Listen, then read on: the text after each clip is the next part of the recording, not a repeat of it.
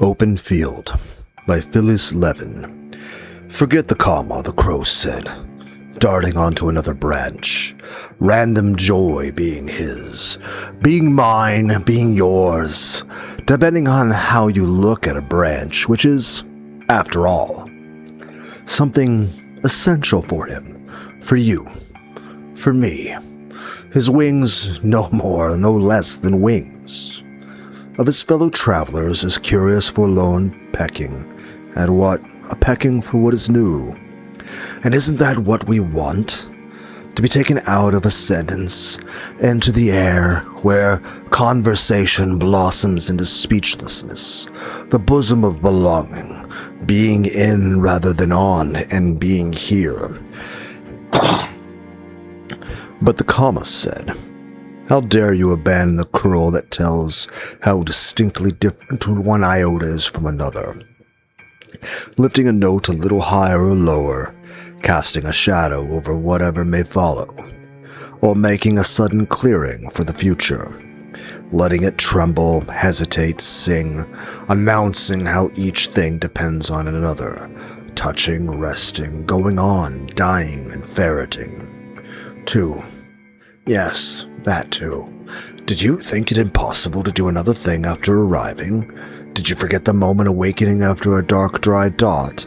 That jab of ending, a minuscule well sounding no less, no more than a drop of the sap asleep in winter trees?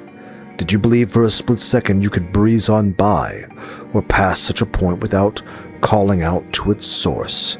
Oh, said the crow, but didn't you know? I am a drop of the bottomless well, and you are a mark in the snow. From the Kenyon Review.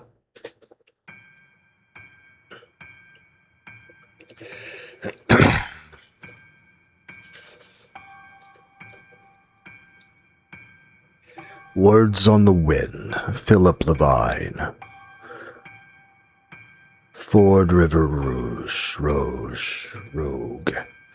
I'd walk up the hill through wild grasses rich with milkweed and flags, and make a nest in the place I'd tamped down over the days of decent weather.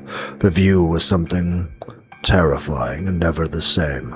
On calm days, the great plumes rose straight up to insult the delicate nostrils of angels.